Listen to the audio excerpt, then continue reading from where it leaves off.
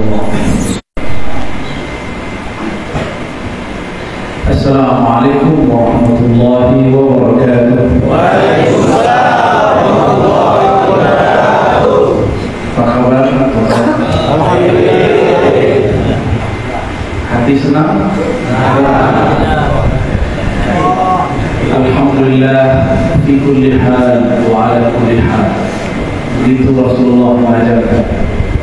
Kejadian buruk katakan alhamdulillah fi kulli hal. Rasa tidak enak katakan alhamdulillah ala kulli hal.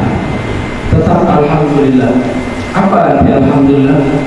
Puji syukur, terima kasih ya Allah.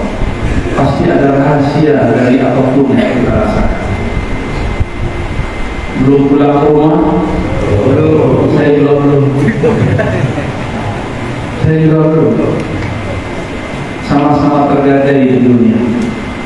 Maka Sayyidina Nabi SAW bersabda, "Ad-dunya sijnul mu'min." Dunia ini penjara orang yang percaya kepada Allah dan hari akhir. Penjara bagi saya, penjara bagi sahabat-sahabat, kawan-kawan saya sekarang ditakdirkan Allah di tempat ini pun penjara. Tapi apakah kita berhenti di penjara zahir ini? Maka penjara kita bagi 4, 3 aja. Yang pertama penjara badan, penjara zahir, penjara badan,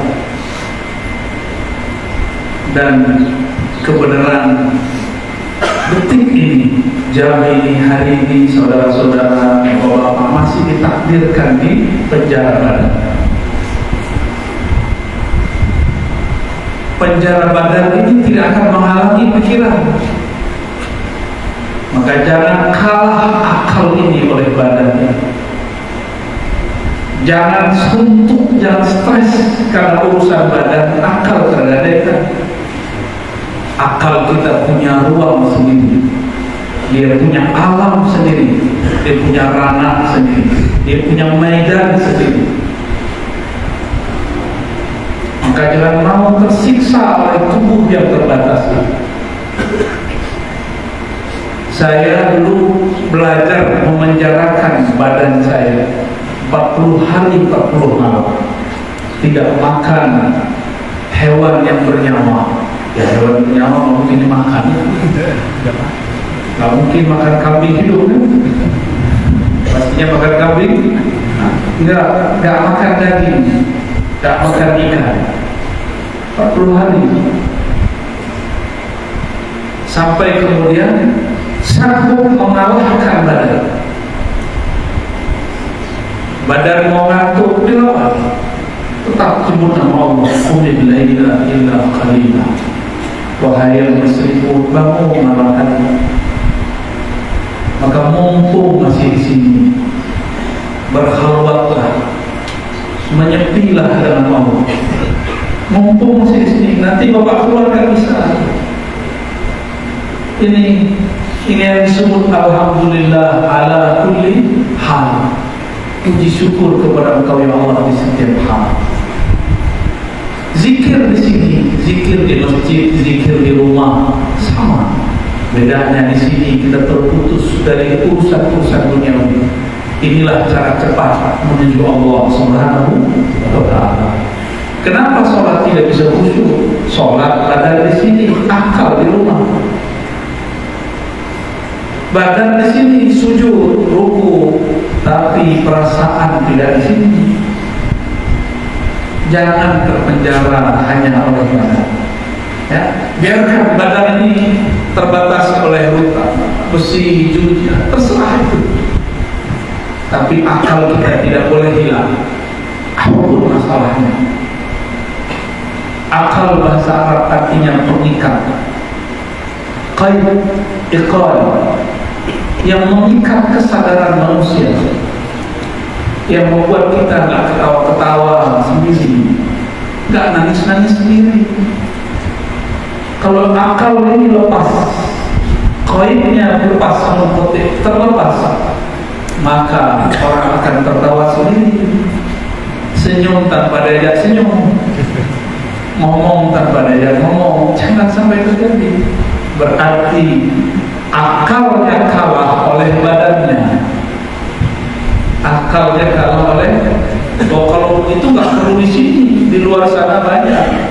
Ada orang patah hati, perasaannya mengalahkan akalnya. Akhirnya ngomong-ngomong sendiri. Ada orang bukan patah hati,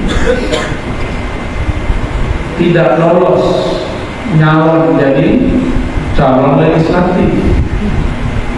Banyak juga yang keluar nggak pakai celana. Banyak.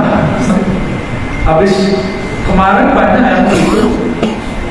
Udah doa-doa, awalnya doanya nggak tembus. Karena doa lawannya lebih kenceng daripada dia. Tapi dia menyalahkan Allah. Oh, aku udah doa, aku nggak dikasih. Nah, salah ente, doanya kurang bersih, doanya kurang kuat. Karena di sana juga bertuhan, kita juga bertuhan. Kuat-kuatan meminta kepada Allah Subhanahu wa Ta'ala. Siapa cepat dia dapat. Jangan menggadaikan akal karena masalah badan tertahan. Kami susah mencari ilmu seperti ini. Suatu kali ada seorang syekh, guru dia keras kepada sufi, anti sufi, namanya Syekh Ibnu Taimiyah. Lama-lama dia menemukan rahasia kesufian di dalam penjara. Murid dia namanya Syekh Ibnu Qayyim Al-Jauziyah. Dalam kitab Al-Wabil Sayyid mengisahkan dialog antara dia dan gurunya yang dulu anti sufi. Apa dialognya? Wahai Tuan Syekh Ibnu Taimiyah, engkau ini lebih banyak di penjara daripada di luar penjara. Apa yang kau rasakan? Apa kata Tuan Syekh Ibnu Taimiyah? Jannati fi sadri. Ini imam yang sekarang punya pengikut, namanya kelompok Salafi. Tapi kelompok Salafi hanya ikut beliau sebelum menemukan kesufian. Sisi sufinya tidak diambil, sisi salafinya diambil. Ibnu Taimiyah ditanya oleh muridnya, apa yang kau rasakan? Lalu beliau menjawab, jannati fi sadri. Surgaku di dalam dadaku. Surgaku di dalam dadaku. Jika aku keluar penjara, aku sedang piknik. Jika aku masuk penjara, aku sedang kembali ke dalam surga. Maka beliau tidak sempat menikah. Beda dengan Syekh Ali, ya, tazawwaj akthar. Lah, ada Syekh ini. Ya, Ibnu Taimiyah mana waktu? Gak punya waktu untuk zawaj, untuk menikah. Ada waktu. Karena baru keluar, beliau ini tidak bisa diam melihat kemungkaran. Tapi kadang-kadang yang beliau sebut mungkar cuma karena beda paham. Terjadilah perseteruan. Banyak ulama tersinggung karena beliau menentang, mengkritisi banyak ulama. Dilaporkanlah, dianggap melanggar pemahaman. Masuk penjara lagi, pindah penjara dari Damaskus, pindah ke Kairo, pindah ke Damaskus, begitulah terus. Kadang-kadang ibunya yang mengeluarkan, kadang menteri yang mengeluarkan, kadang jamaahnya yang kaya yang mengeluarkan. Setiap kali keluar, berkelahi lagi, kelahi pemikiran. Ibnu Taimiyah, maka beliau mengatakan jannati fi sadri. Apa maksud Ibnu Taimiyah berbicara begitu? Jannahku, surgaku di dalam dadaku. Dulu dia pernah mengkafirkan seorang syekh namanya Abu Mansur Al-Hallaj, ya, yang wafat tahun 309 Hijriah. Dia ini wafat tahun 728 Hijriah. Berapa jarak? 300 sama 700, 400-an tahun. Al-Hallaj pernah mengatakan yang mirip-mirip tapi agak sedikit beda. Ma fi jubbati illallah, di dalam jubahku, di dalam diriku cuma ada Allah. Mana muat? Hallaj akhirnya masuk mahkamah, diadili, masuk penjara, lalu dibunuh, dihukum karena dia mengatakan di dalam dirinya ada Allah. Sebenarnya Al-Hallaj berbicara apa yang terasa dalam dirinya, tapi orang tidak paham di masanya. Akhirnya dia dituduh sesat. Namun karena dia sebut-sebut Allah dalam dirinya, kesalahannya dianggap besar, maka dia dihukum mati. Jadi orang-orang dulu mempertahankan keyakinannya dan rasa yang ada dalam dirinya. Bahkan bukan hanya disembelih, tangannya diikat, kakinya diikat, satu diikat ke kanan, satu ke kiri, kanan kiri, lalu kepala, lalu ditarik dengan kuda, lepaslah semua tangan, kaki, badannya, mengalirlah darah syahid, mempertahankan rasa makom yang ada dalam dirinya.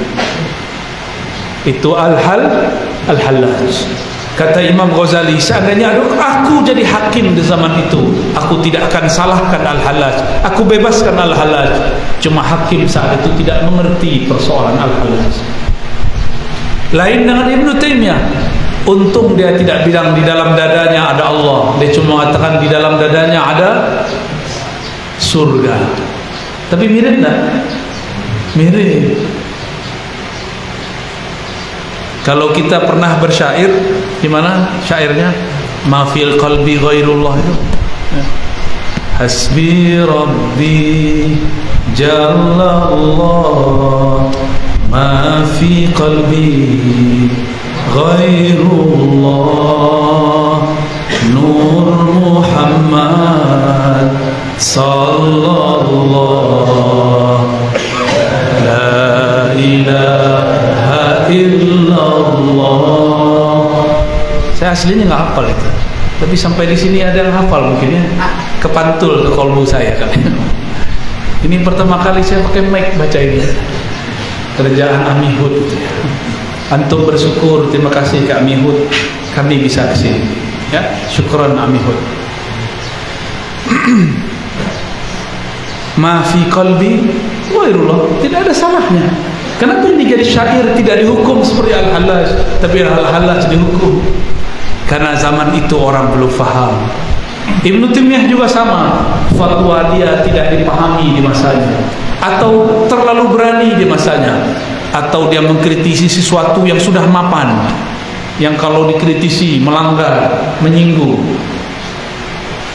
Dulu orang masuk penjara karena mempertahankan pemikirannya. Saudara-saudaraku pasti masuk penjara ada asbabnya, tapi saya yakin tidak ada yang karena pemikirannya, pasti karena badannya. Betul? Itu baru biasa. Ini Ibnu Taimiyah punya akal pikiran, dipenjarakan. Al-Hallaj punya rohani, dipenjarakan. Dan penjaranya disiksa. Di sini dikasih makan tuh disiksa. Bapak tahu gak biaya negara untuk memberi makan orang di hutan? Itu cukup untuk bertahan hidup beberapa puluh tahun ke depan. Tapi baiknya negara diurus ini bapak ini, diurus fisiknya, keluar-keluar belum tentu makan seenak itu. Betul Pak Rio ya? Coba tanya beliau sekali, berapa ngabisin? Besar. Ini baru di sini, belum di kota lain, belum dari kota lain. Masya Allah. Saya hitung-hitung, ya Allah, kalau semua orang nggak ada yang masuk penjara, negara ini bisa sedekah keluar. Ya, syukur hidup di akhir zaman nggak disiksa. Coba dihidup di zaman Ibnu Taimiyah, disiksa Pak di penjara. Ini malah dihormati ya, malah difasilitasi, ada tempat sholat. Masya Allah. Nikmat apa lagi yang kau dustakan? Oh, saya salah tuduh, salah dituduh. Iya, itu zahir. Ibnu Taimiyah dia tidak merasa bersalah dituduh. Al-Hallat dia tidak merasa bersalah dituduh. Mereka berjuang mempertahankan kebenaran dalam dirinya. Kalau kita, apa yang kita pertahankan? Ya, paling hak-hak zahir itu pun yang sudah kita langgar. Saudara-saudaraku yang dimuliakan Allah, ini penjara zahir. Yang kedua tadi kita sudah sebut, penjara akal. Penjara apa? Penjara akal. Penjara akal. Akal itu kerjanya apa? Kalau dia tidak bekerja semestinya, berarti akal di penjara. Apa kerja akal? Berpikir. Pikiran itu kerjanya ngapain? Kalau berpikir kayaknya banyak pikiran nih ya. Ini wajah-wajah banyak pikiran. Belum bekerja akalnya. Akal itu kerjanya apa? Al-qabul wal-rad, menerima suatu data, informasi sesuai dengan yang masuk, data masuk logika, atau menolaknya. Jangan-jangan ada yang masuk penjara karena sudah melanggar akalnya. Dapat kabar, belum konfirmasi, langsung eksekusi. Ternyata salah. Ada kali ya? Pasti ada. Jadi kerja akal apa? Menerima informasi atau menolaknya. Itu kerja akal. Tidak semua informasi diterima, tidak semua juga ditolak. Makanya ada ustadz bilang, jangan dengerin ustadz itu, gak usah belajar, kamu ngaji di sini aja, di luar kelompok kita sesat. Ini sudah penjara akal. Sudah penjara akal. Awas kau keluar, kita bunuh. Diancam fisiknya. Ada yang tidak diancam dengan fisik, diancam dengan ayat. Keluar kau dari kelompok kita, kafir. Ya. Wa man lam yahkum bima anzalallah fa ulaika humul kafirun. Yang tidak berhukum dengan hukum Allah kafir. Kamilah kelompok yang berhukum dengan hukum Allah. Di luar kelompok kami kafir. Mulailah muncul kelompok takfiriyun, pengkafir-kafir. Ini mereka sedang terperanjara akalnya. Ayat digunakan untuk bukan tempatnya. Dulu di masa Sayyidina Ali radhiyallahu taala anhu, ya, beliau dikafirkan dengan ayat. Coba lihat Sayyidina Ali, siapanya Nabi? Sepupu Nabi, mantu Nabi. Ya, benar. Akhu wasihru, saudaranya dan juga mantunya. Itu dikafirkan oleh kelompok namanya Khawarij, kelompok yang sudah terpenjara akalnya. Kelompok inilah yang sekarang diurusi oleh negara kita. Makanya negeri ini alhamdulillah masih aman, sentosa. Ini kalau mereka dibiarkan, Pak, di mana-mana ada bom. Maulid syirik, bom. Tawassul syirik, bom. Terjadi di Bangladesh, terjadi di India, Pakistan. Orang maulid, haflah maulid dibom. Yang ngebom merasa dia berjihad, padahal akal dia sedang terpenjara. Cuma beda faham. Kalau beda faham tidak perlu pakai bom. Beda faham cukup katakan kita berbeda, selesai. Tidak usah ada bom-boman. Bomnya pakai dalil, pakai hujjah, pakai kitab, pakai sunnah, pakai kalam ulama, bukan pakai bom fisik. Ini tanda mereka tidak bebas akalnya. Akalnya dipenjarakan oleh orang-orang yang sudah saklek berpikirnya, orang-orang ini memperkosa ayat-ayat Allah dijadikan untuk mengotori pikiran orang. Ayat suci tapi digunakan untuk hal gak suci. Mungkin di sini ada yang pernah belajar ilmu pelet, ya. Ilmu debus itu pakai ayat, tapi ayatnya digunakan untuk pelet. Arif pelet? Pelet ini بعد رقية أو نقرأ شيئا للمحبة قريب للسحر لكن ليس من السحر. نعم pakai ayat loh, pakai ayat tuh في سورة سليمان مثلا حينما قال سيدنا يوسف ماذا قال يا أبتي إني رأيت 11 نعم سيدنا يوسف قال يوسف لأبيه يا أبتي إني رأيت itu هذا لصاحب المحبة يجعلها رقية أو دعاء أو سحرا. Jadi Quran dipakai surat Yusuf, Nabiullah Yusuf baca curhat kepada ayahnya. Ya abati, wahai ayahanda, inni ra'aitu 11 kaukaban. Aku melihat 11 kaukab, bintang. Ya, sujud semua kepadaku. Ra'aituhum li sajidin. Aku melihat mereka semua sujud kepadaku. Lalu dibayangkan si doi yang sujud. Udah, itu ayat suci tapi jadi untuk hal enggak suci, maka asbaha sihran, dia menjadi sihir.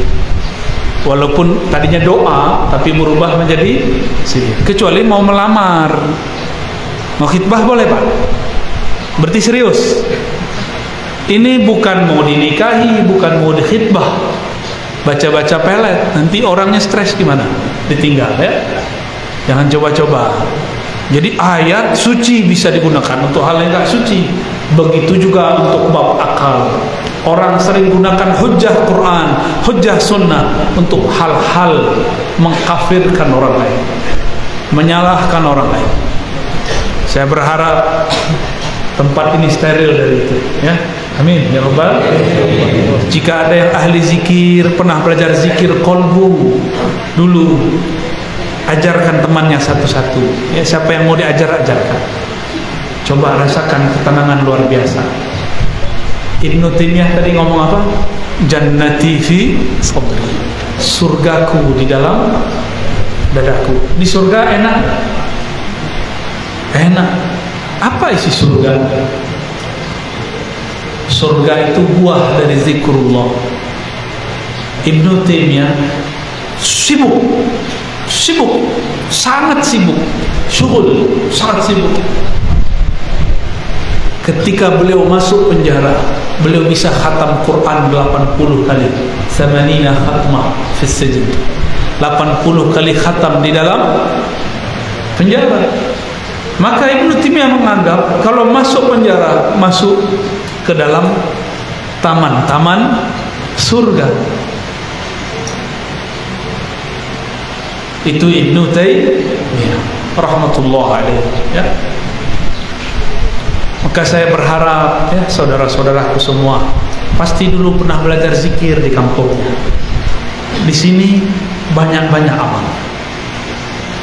Ya, jangan hanya banyak makan, nanti pulang-pulang tambah berat, bukan tambah iman. Ya. Saya ini Pak, kata orang enak makan, enggak, saya susah makan. Tanya istri saya, tanya teman-teman saya nih yang menemani, susah saya makan. Kadang untuk menyenangkan tuan rumah saya makan, nggak tahu, tapi badan alhamdulillah masih besar, ya. Kayak nggak nafsu lihat makan itu. Tapi kalau sudah icip, nah baru bisa. Kayak bosan.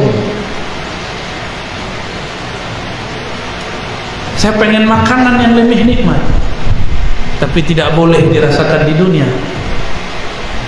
Itu hanya ada di surga. Maka Nabi mengatakan, "Ila marartum bi riyadil jannah farta'u." Jika engkau mampir melewati kebun-kebun surga, maka ikutlah menyantapnya. Dan ini saya rasa kebun-kebun surga tempat ini. Maka saya berharap mulai hari ini, esok, hidupkan zikir pagi sore. Zikir pagi sore bukan membaca hafalan. Ini yang paling pendek saya ajarkan. Mau ngamalkan? Insya Allah tidak akan kesepian sepanjang hidupnya. Coba diingat-ingat. Pertama, syahadat, asyhadu an la ilaha illallah wa asyhadu anna muhammadar rasulullah. Pasti dah hafal ya? Dimaknai, ya Allah terima persaksianku, wahai Rasulullah terima aku jadi umatmu. Kira-kira itu dimaknai. Lalu baca Al-Fatihah, ya, baca Al-Fatihah, dikirimkan untuk baginda Rasul sallallahu alaihi, nggak bisa bahasa Arab, bahasa Indonesia, kepada ruhaniyah Rasulullah aku bacakan Al-Fatihah, cukup. Lalu setelah itu ada zikir yang kalau saya sedang sibuk, saya lagi kalut, lagi stres, itulah penghibur saya. Pertama, subhanallah. Ini disebut zikir taman-taman surga. Disebut juga maqalidus samawati wal ard. Buhul-buhul langit dan bumi. Langit bumi ini bisa bertahan, gempa bisa dikurangi, letusan gunung tidak sebanyak biasanya. Itu karena ada zikir-zikir ini. Pertama subhanallah 100 kali. Dihafalkan ya? Sudah hafal kan? Alhamdulillah 100 kali. Allahu Akbar 100 kali. La ilaha illallah 100 kali. Itu zikir matanya dipejam. Matanya ketika menyebut nama Allah dihunjamkan ke dada. Subhanallah, alhamdulillah, Allahu Akbar, la ilaha illallah, dimasukkan ke dalam hati. Itulah makanan kolbu. Kolbu makannya nama Allah, badan makannya nasi, ikan, daging. Kapan kita ngasih makan kolbu? Maka sebut namanya, menghantarkan ke dalam diri ini, ke dalam dada ini, maka kolbu kita sedang menyantap. Kalau badan sehat, kolbu sehat, orang ini akan jadi paling waras di dunia. Tambah la haula wala quwwata illa billah. Ini paling penting ini. Isi kolbunya Rasulullah ini dia. La haula wala quwwata. Apa arti la haula wala? Tiada dayaku, tiada upayaku kecuali karena Allah. Aku sekarang di sini, di sana, dimanapun, semua Allah yang menggerakkan. Bahkan zikir ini pun Allah lah yang memberikan. Ciri-ciri orang diberikan anugerah oleh Allah, lisannya mudah menyebut nama Allah. Mau dia di penjara, mau dia di rumah, mau dia dimanapun, jika dia tidak menyebut nama Allah walaupun dia di istana, maka dia makhluk yang terpenjara. Maka siapa yang mengamalkan zikir-zikir ini, kolbunya bebas sentosa, meskipun badannya dalam rutan sambas. Ditambah hasbunallah wa ni'mal wakil 7 kali. Lalu ditutup salawat sallallahu ala Muhammad 100 kali. Cukup itu. Mungkin tidak perlu baca ratibul hadda, ratibul atas, gak usah dulu. Itu kalau sudah keluar. Di sini bacanya berapa tadi? Subhanallah 100, alhamdulillah 100, Allahu Akbar 100, la ilaha illallah 100, la haula wala quwwata illa billah. Bapak setiap baca ini ada istana di surga. Orang punya istana sekarang di dunia, tapi kalau di istana itu dia tidak baca ini, dia tidak punya istana nanti di surga. Mau punya istana di surga? Satu subhanallah 10 pohon. Pohon itu kalau kita jalan 100 tahun baru bisa lewat. 100 tahun, rindangnya bukan main, panjangnya bukan main, lebarnya Masya Allah. Kita jalan, nggak selesai-selesai, masih di bawah pohon. Mau? Saya harap nanti Pak Priyo kalau ada nih tim ruhani, zikir tadi dicetak. taruh di depan. Ya, masing-masing saja zikir. Kalau mau sekali seminggu zikir bersama-sama. Subhanallah, subhanallah, subhanallah, subhanallah, sekali seminggu. Ya, kalau bisa tiap hari takut bosan, ya, amalkan sendiri-sendiri. Silakan dibuat ini Pak Priyo, ini hadiah dari saya. Saya ijazahkan, izinkan semua untuk mengamalkan. Ya. Jawab, saya terima. Saya terima. Al-Fatihah. Iya,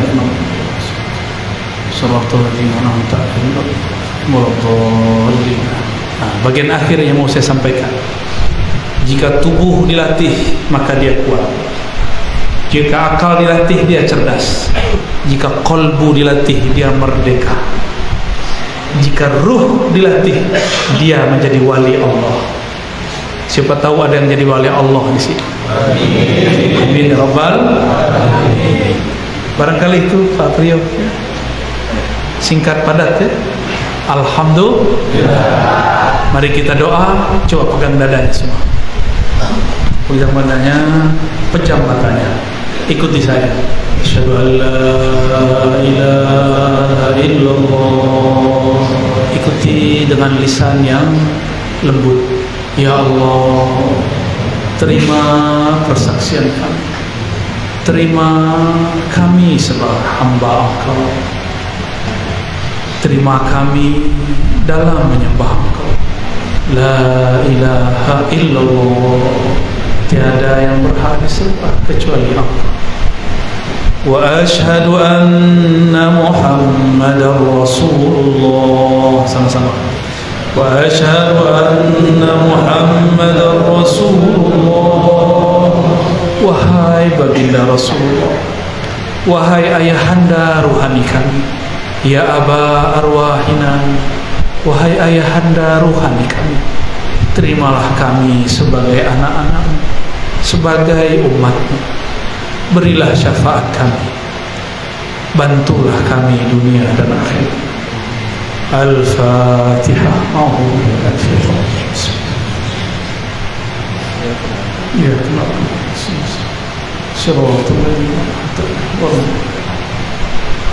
Ikuti astaghfirullah. Sama-sama. Astaghfirullah. Baca ya Allah. Di dalam diri kami ada dosa ya Allah. Di dalam diri kami ada maksiat ya Allah. Ya Allah, di dalam diri kami ada kesalahan ya Allah. Di mata kami, di lisan kami, di pikiran kami, tangan, kaki, kemaluan kami, semua ada dosa ya Allah. Tidak ada satu tetes darah pun kecuali ada tersimpan dosa ya Allah. Katakan ampun ya Allah. Sama-sama. Astaghfirullah. Iktikadkan, pegang jidatnya, pegang ubun-ubunnya. Ya Allah, dari ujung kepala kami, dari ubun-ubun kami, ampunkan semua dosa dari ujung rambut ini sampai ujung kaki. Ampunkan semua dosa yang ada di dalam dada kami, pikiran kami, tangan kami. Dosa menyakiti orang tua kami, mengecewakan keluarga kami, menyakiti hamba-hamba Engkau ya Allah. Pegang lagi dadanya. Ya Allah, baca. Ya Allah, dibaca, teriakkan ke dalam kalbu. Ya Allah. Ya Allah, Ya Allah, Ya Allah, terima kami sebagai hamba Engkau ya. Ampuni keluarga kami, ampuni orang tua kami, ampuni saudara-saudara kami, ampuni orang-orang yang merawat kami, Ampuni orang-orang yang mengurusi kami. Ampuni orang yang sekamar dengan kami. Ampuni orang yang sholat bersama kami. Ampunkan kami yang kurang, merasa hina di hadapan Engkau ya Allah. Ya Allah, izinkan nama Engkau masuk ke dalam pikiran kami, masuk ke dalam kalbu kami. Ringan lidah kami membaca nama-Mu. Allahumma baca, Allahumma a'inna ala zikrika wa syukrika wa husni ibadatik.